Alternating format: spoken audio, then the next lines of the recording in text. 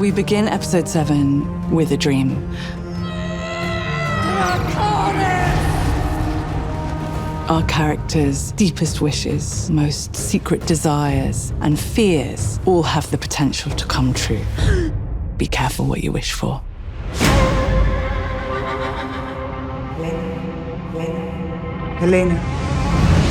Helena wakes from her dream to find Rhaenyra has come to visit her. It's become increasingly important to Rhaenyra to know that her rule is preordained, that these trials, that this suffering is part of a greater plan, and to be able to enlist the services of a dreamer is to get a glimpse of that plan. Tell me there has been no mistake, that I will prevail as the gods must surely intend. Tell me. Ryan and I spoke about this sort of descent into tyranny. I think for both of us, it felt super important to do that in a way that felt very legible. It felt like an opportunity to take this relatively sympathetic character and use her to sort of expose something about the corrupting nature of power. My queen, we've seen something strange. Sheep stealer. He has a rider. Daemon is on a mission to find Rhaenyra. He ultimately finds her with Sheep Stealer.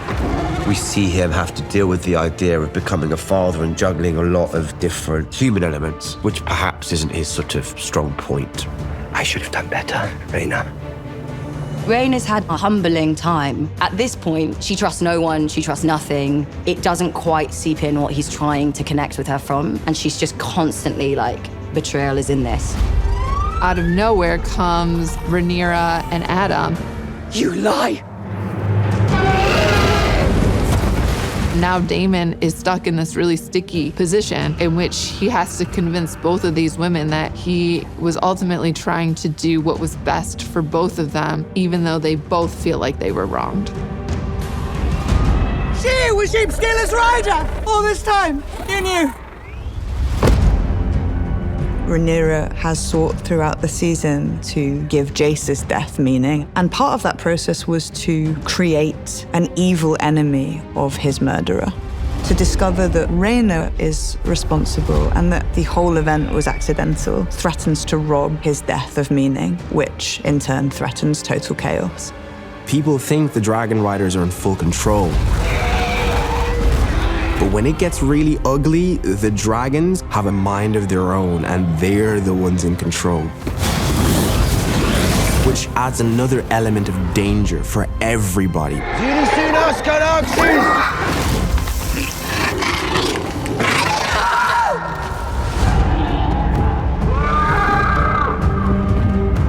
When you hurt that badly, you want someone to blame.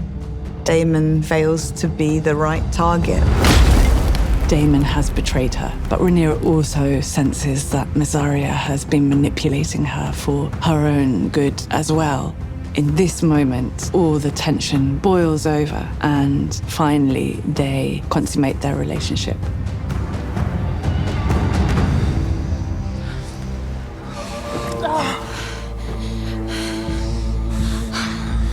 In this moment, I will give you a son. When we find Aemond in Harrenhal, he's actually in a dream, but he doesn't know it, and we don't know it. And that's how we wanted to play it. Aemond. During his stay in Harrenhal, he does question what is real. Seeing Alicent after that weird dream, he does question it for a second. Throughout episode 7, we established this love triangle between Aemond, Alice, and Alicent. He is a bit of a mommy's boy, you know, and I think it's hard to be the woman in that relationship. She has come to do you some evil. Alicent's ultimate mission is to kill her second-born son. She sees the nightshade, and so she crushes it into his wine, and they have a toast. I tried to kill Aegon. Alicent forgives him because she understands Aemond was doing what he thought was best, just like she's doing what she thinks is best. It is a way of letting herself off the hook as well.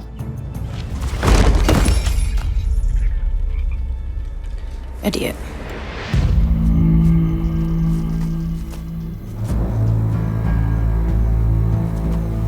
Who are you?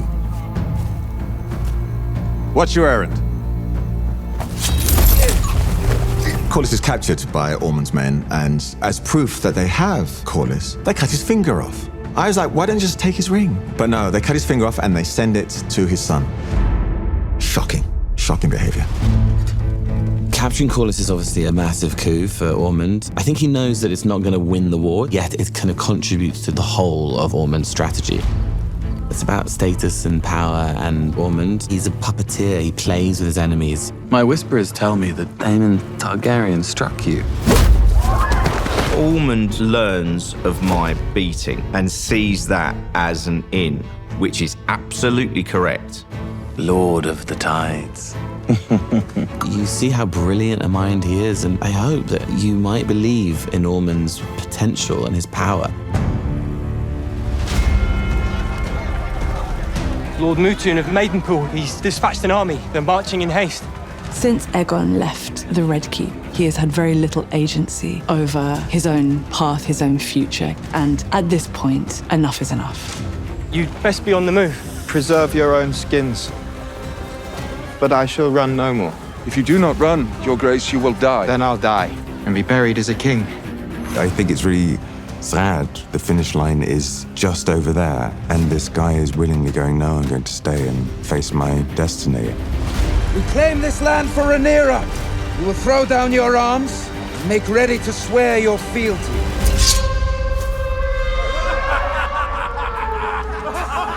What have I got to lose? Look at me, look at the state of me. I don't stand a chance. If there's going to be a miracle, may it happen now.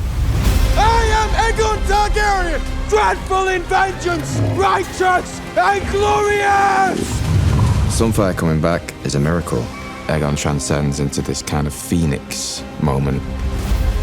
Dracarys. This is a major redemptive moment, and I think people will be surprised as to how much they are rooting for disfigured Aegon with the disfigured dragon burning an army as Aegon exults in glory that his dragon has returned, and the entire power balance of this world just shifts at once in that moment.